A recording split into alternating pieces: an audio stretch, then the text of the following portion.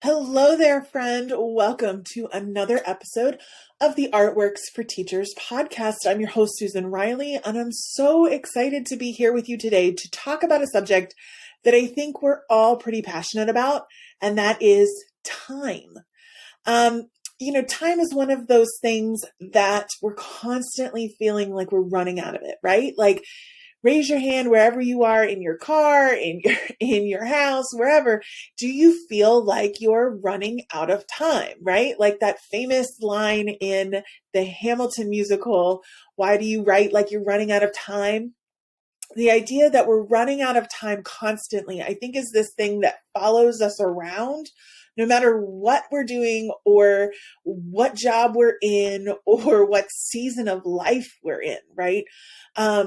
And this is definitely something that I have struggled with. I know that almost all of my teacher friends struggle with this. My administrator friends struggle with this idea that we just don't have enough time to get done what we want to get done with both our students and in our life, if we're being really honest about it. And that we're constantly trying to cram more in, right?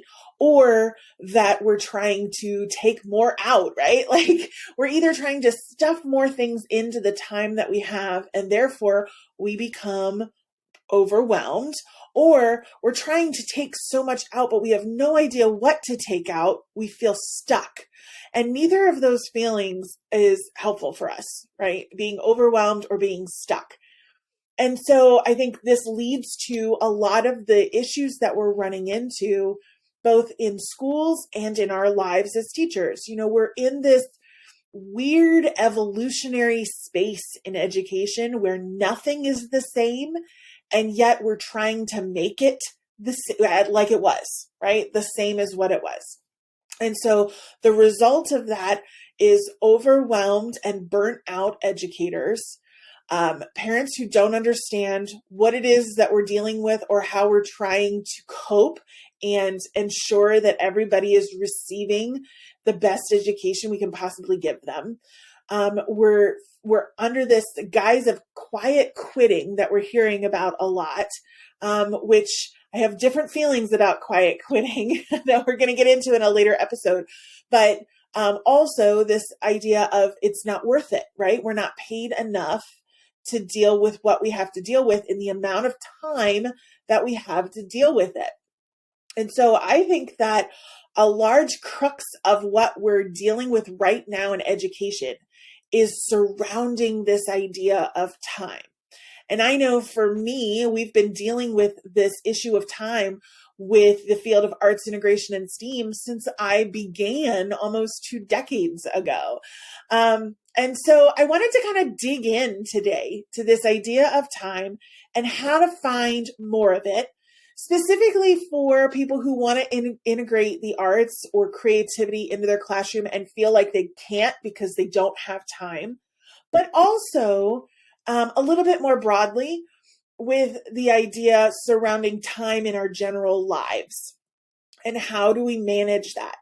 Now, I'm also coming to you from a place where my own team talks to me constantly about my speed of work. They call it Susan's Standard Time. We call it SST for short. And that I have a lot of productivity tricks and hacks in my bag that I will use throughout the week to make sure that I get as much done as I possibly can within the time constraints that I've been given. And over the last year, I've been playing around with the idea of a 4-day work week with our organization. And I always test stuff first before I lay it out to the rest of my team. I think that's only fair. And I'm coming down the pike of a year of trying to only work 4 days a week. And I've actually been able to manage to do it in a pretty consistent way. And so when my team calls SST, they're saying that it's not reasonable for everybody else. And so I understand that when I come to you with some of these ideas, you might call out, hey, that's SST. That's not going to work for me because that's not how I function. And that's okay. What I'm going to ask you to do though is keep an open mind in today's episode. What are some of the ways that I share, some of the tips, the strategies, the things that I use to run on SST that you might find beneficial? I'm not saying everybody has to run on SST, but what I am saying is that I managed to get a whole lot done, more so than the average person, because of some of the ideas that I'm going to share with you today. So if you're looking to pick up a little bit more time, right, these might be helpful for you as well. So I just needed to add that little disclaimer in there because, my team will ask me, when do you want this done? Do you want it? Is that SST? If I say 2 weeks, they will qualify it and say, is that SST 2 weeks? Or is that normal person 2 weeks? So I do know that I need to put that disclaimer in there. Okay. The first thing I want to talk about though, is this idea of time and feeling like it's a constant, right? And that we're always running out of it, right? This is kind of funny though, because I think all of us feel like there's only so much time in a day. It's constant and I'm running out of it, like grains in an hourglass, right? But it's actually that idea that time is constant is false. It's fake news, my friends. It was actually disproven. This idea of time as a constant was disproven by Einstein. It's true. So I love this story from the American Museum of Natural History. And I'm just going to read it for you because I don't want to mess up the details because they're really important. So in 1900, at age 21, Einstein had his university diploma and was eager to begin his career as a physicist. He struggled to find work, however, but after 2 years of searching, he took on a relatively low-level job at the patent office in Bern, Switzerland. He was glad for the income and steady work in reviewing patent applications and still have time and the ability to think about physics after hours. Einstein settled into a comfortable routine. Each day he walked to work through the streets of Bern, a city famous for its medieval architecture and beautiful clock towers.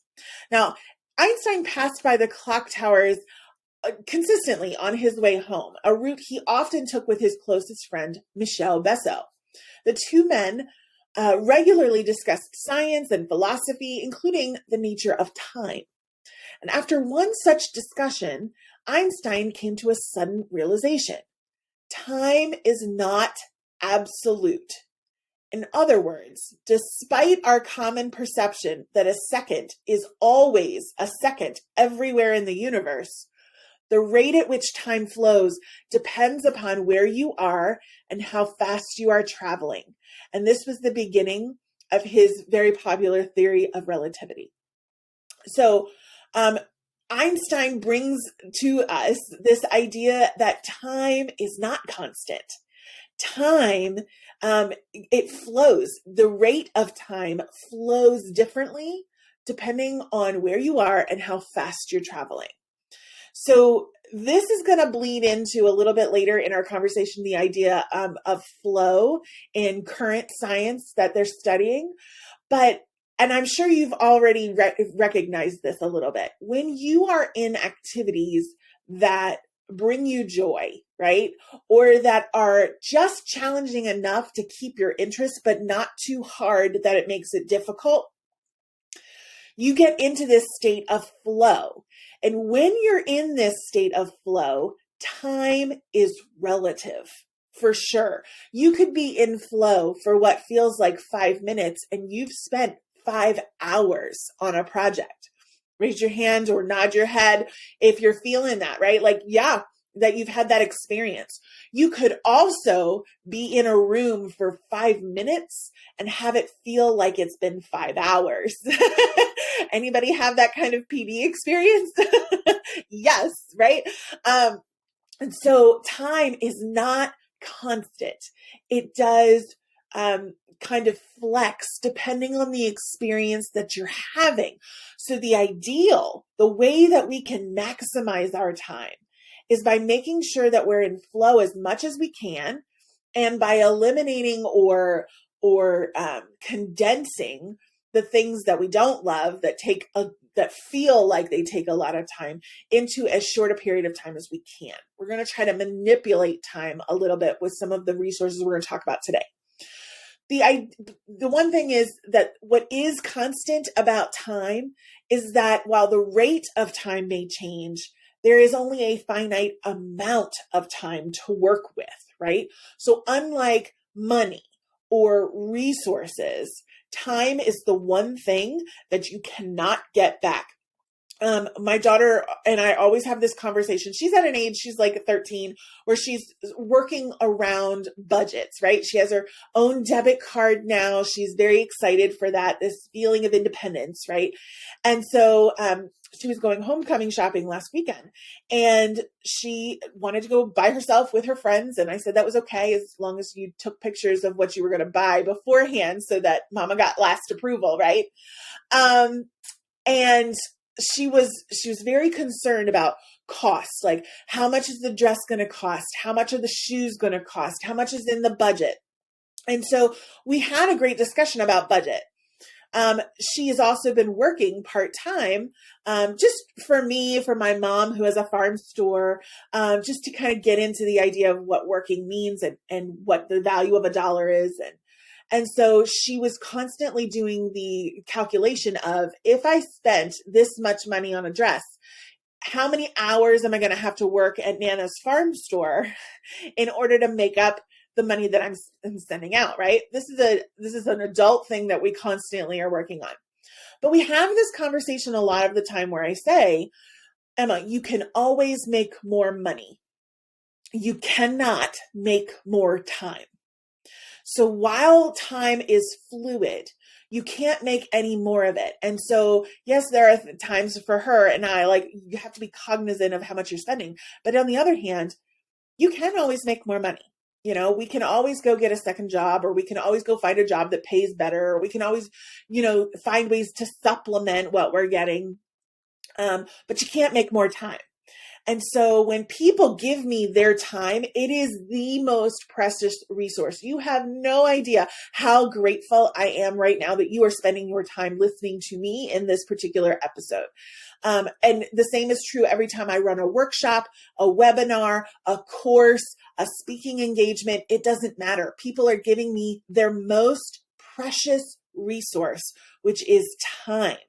And I never want to take advantage of that.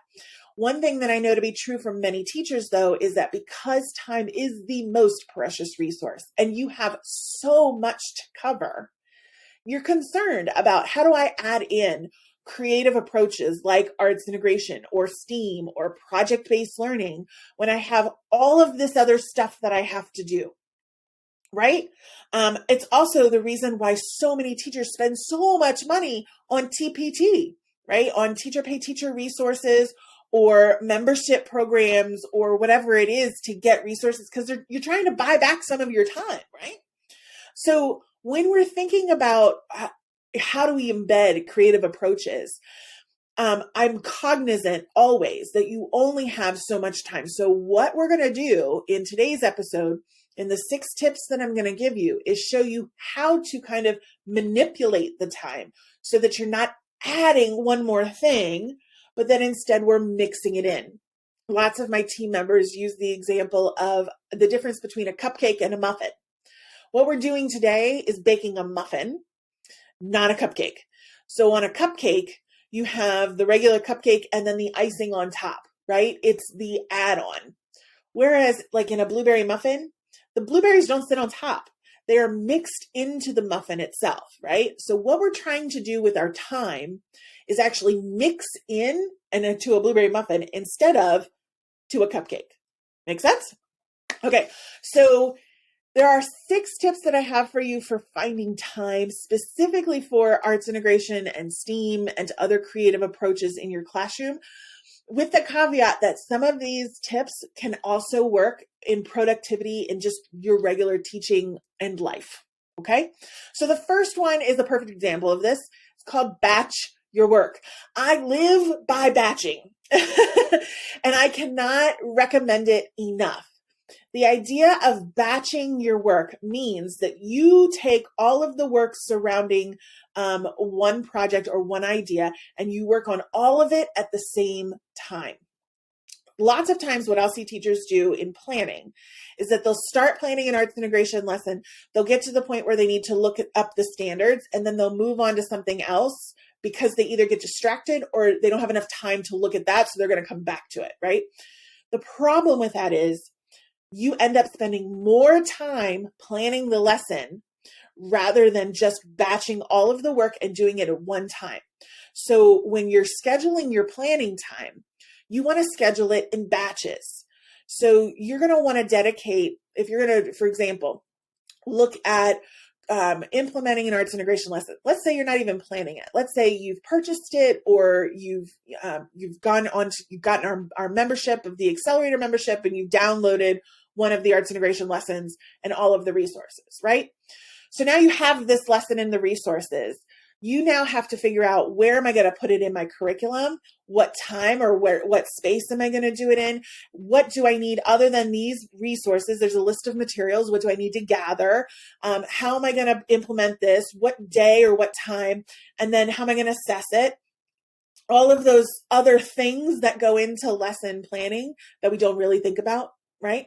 All of that gets done in one period of time. So you're going to set aside 20 minutes on Monday to go through all of your arts integration lesson idea that you've got for the week. You're going to do it all in 20 minutes on Monday, and you set yourself that timer and get all of it done within those 20 minutes.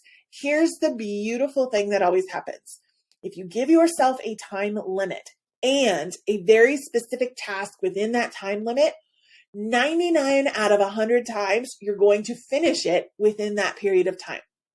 What we don't do very often is actually set a timer and know that we're on the clock, or batch our work. So when you employ this idea of batching and you put it with a very specific set of time commitment that you've got, you're going to get more done in that 20 minutes than you would have with a regular 20 minutes that you just had setting aside for planning period, right? Let's assume that your planning period is 30 minutes long. So now you have 10 minutes at the end of your planning period to address any other details that you need to pull together. So what I like to do in my batching is decide by day. Like Monday's planning period, 20 minutes, going to work on that arts integration lesson. The final 10 minutes is cleaning up emails, checking out whatever it is that I got to clean up before I've got to go to my next class, right? Tuesdays, I'm going to focus on my literacy block, and I'm going to plan out everything that I need for my literacy block for the rest of the week. And I put that in for 20 minutes, and then I've got 10 minutes to clean up everything else. You see how I'm doing this?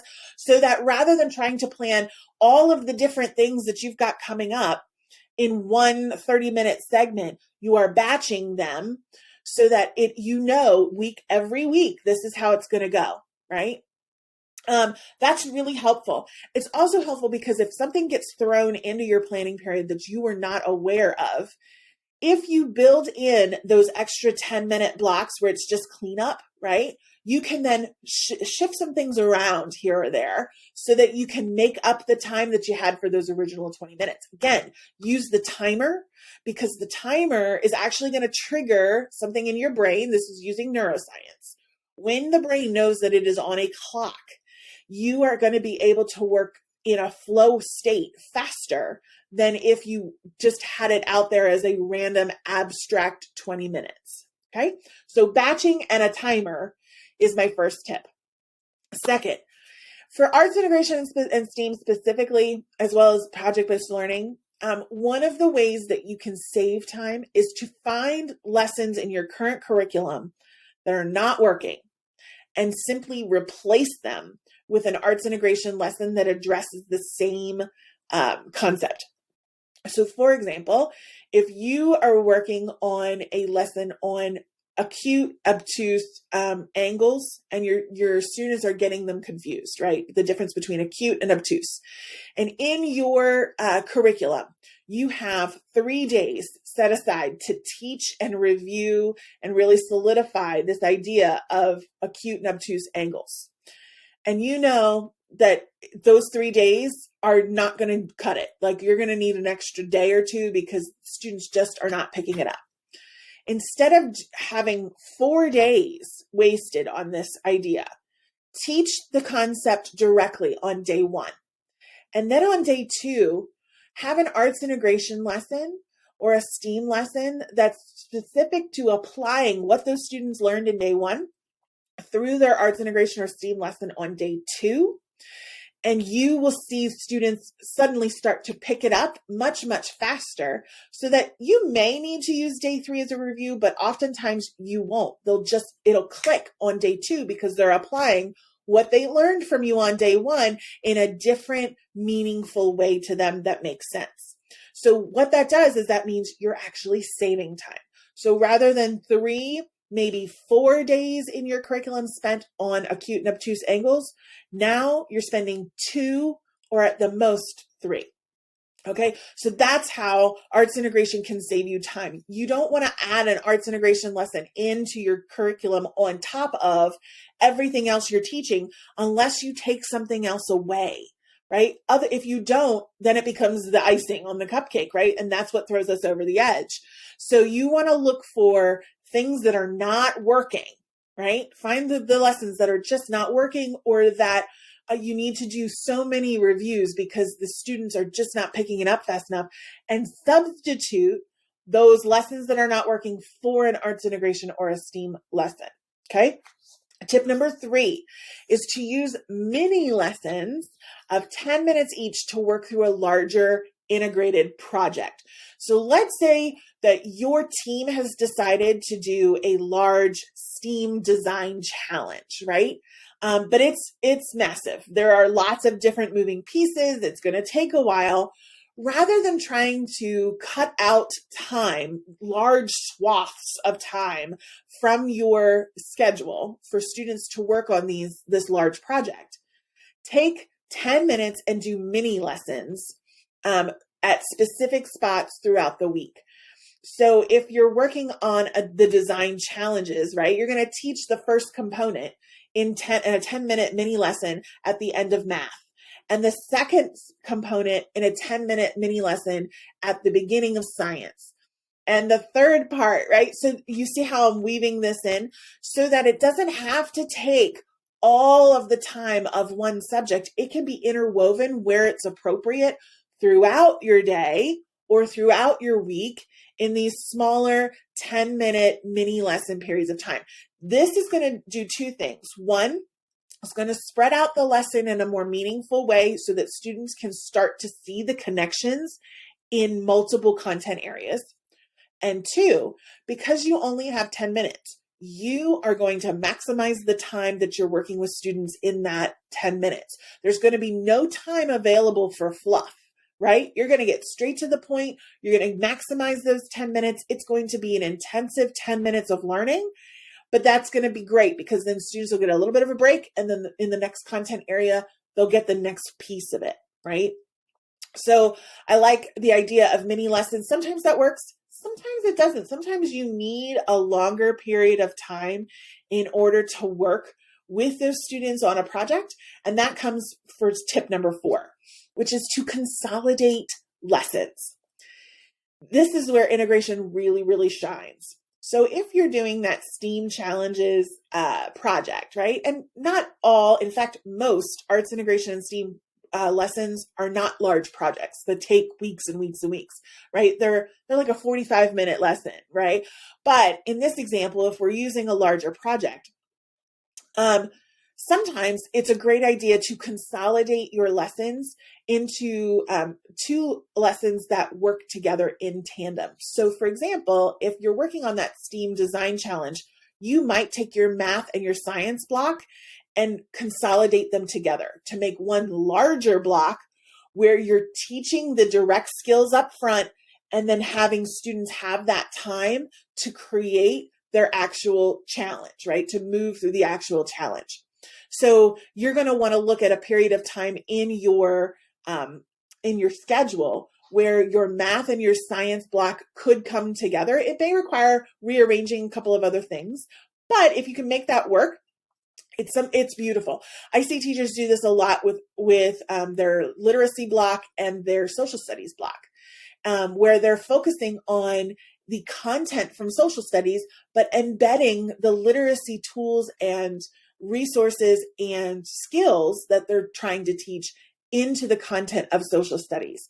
It works really, really well this way as well. So I wanted to be able to provide you a couple of examples of, if you can't do the mini lessons, you could consolidate 2 larger blocks into one.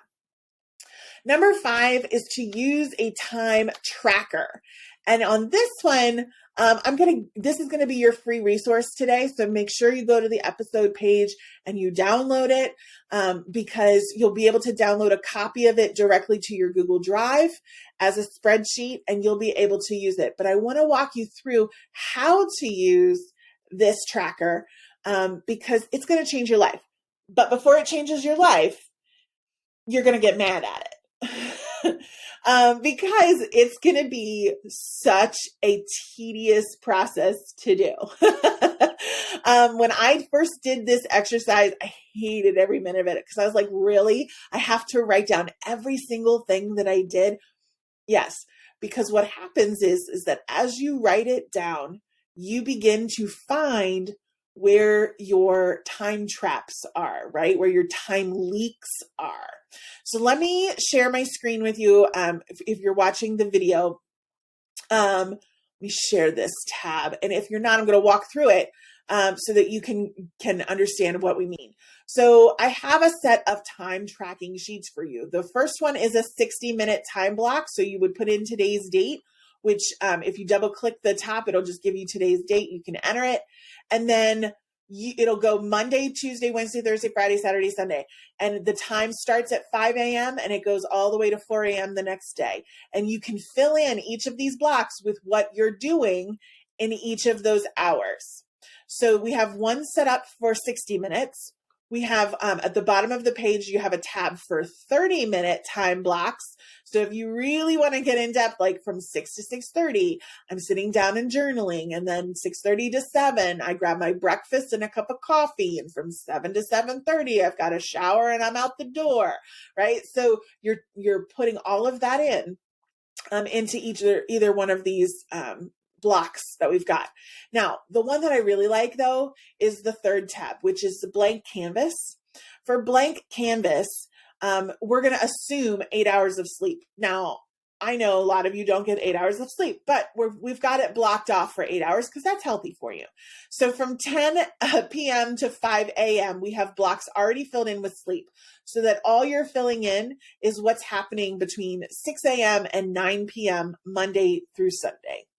And so you would, for an entire week, you would go through this time tracking canvas and enter what did you do during that time period from 6 to 7 a.m. What did you do? And just list every single thing. And so, like I said, this is going to feel tedious, but here's what I learned. So let me come back to you. Here's what I learned in completing that exercise. I found about 6 hours a week in time that was just escaping. Okay. It was like a leak in your tire. That's why I call them time leaks. I found 6 hours a week of time leaks, and I am a very productive person. I am somebody, like I said, SST, right? Where people are like, how did you get all that done? And I still found 6 hours a week of time leaks. And this is where I was literally just doing nothing, where I was watching Netflix or I was scrolling on social media or just literally nothing. And I think there's a time and a place for our brains to relax, right? Certainly, I love my periods of time on the weekends where I can just snuggle in under a blanket and watch a Netflix show, right? And if I'm doing it with purpose, like I've set that aside for myself because I want that time, that's one thing. I think that's totally fine. What I was finding is that I was filling in gaps of time with just, fluff because I didn't have anything else to do, or I wasn't purposeful with the rest of what I could do. So I ended up changing that into, if I have these blocks of time, I'm going to read. I'm going to read and from people that I admire or books that I want to kind of learn new ideas or strategies or tools or whatever to better myself, to better the profession, whatever that may be, so that I'm not working, but I am doing something that I feel is more valuable for my time, right? So completing this time tracker sheet is going to be tedious, of course, but it's also going to be illuminating, because you're going to find that almost every single person that I know that's done this, we all say we don't have any more time to give. We don't have any more time for this thing that we want to do. That's the thing. I want to do this, right? I want to integrate the arts in my classroom. I don't have time to do it. I want to take that yoga class. I don't have time to do it. I want to, right? We want to do these things, and yet we feel like we can't because our schedules are already packed. When we complete this time tracker, you're going to find we do have the time. It's just that we're not always being purposeful with it. So that's where the time tracker is really, really helpful. And I think that will help you determine where are your time leaks. Now, if you want to use this just for your classroom, I would suggest using that blank canvas time tracker. And then identifying, exactly what is happening at each section of your lesson. This is where recording your lessons is really helpful, because you're going to identify at least 5 to 10 minutes of wasted time. Anytime I do that exercise with teachers, they're shocked. They're like, no, I didn't have that extra time. But then when they watch it back, they realize there's this time leak that's happening, right? And so once you find it, then you can fix it. Then it's like a fix-a-flat, right? You can plug that leak with an intentional activity or a transition or something that you want to integrate into your classroom, but you feel like you don't have time for. Tip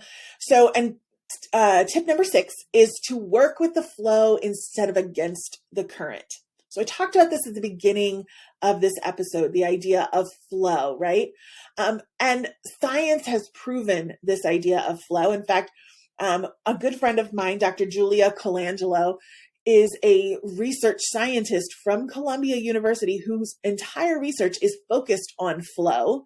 And she is right now working on a study about when you channel creativity, when you work and channel creativity into your work, you integrate flow states in your brain, which activate your optimal joy and success.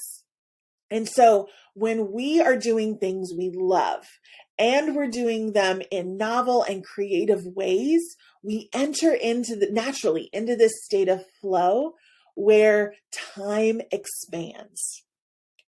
Where we have time for the things that we want to do because we're in this state of joy and success. And so wouldn't it be amazing if we can bring that state into our classroom? And we can. We have to find the segments of time tracker, right? We have to look at some of our productivity tools and utilize the ones that are going to make the most sense for us. And then put it into practice, and you will find those flow states where time expands for your class and you can integrate with joy and success, which I think is amazing. Now, last thing that I want to share, this is kind of like a bonus tip, get your students in on it, right? Like help them to become time inspectors who notice when they're in flow, like when they're in this idea of flow where it feels like time expands, or they can help identify where the time leaks are. Like, oh, we aren't really doing anything here, and I'm noticing that. And they can learn how to batch their time when they're studying or with their homework, right? These are life skills that they should learn. And so if we do this as a project together, like let's be time inspectors and find where our leaks are and see if we can batch some things together to be more productive. Let's see if we can do this as an experiment for a week. Make it a science experiment. Get them in on it.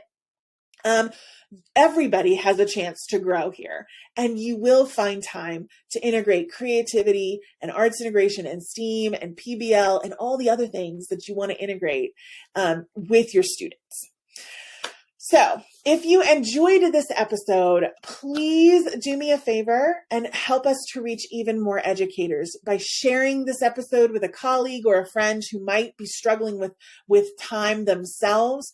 And also by giving us a rating or a review on your favorite podcast platform. That helps us to reach even more educators with tools and tips like the one that you heard today. I so appreciate your support.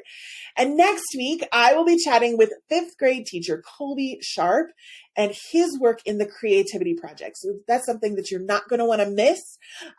So I hope to see you back here next week, same time, same space. Until then, have a wonderful week ahead.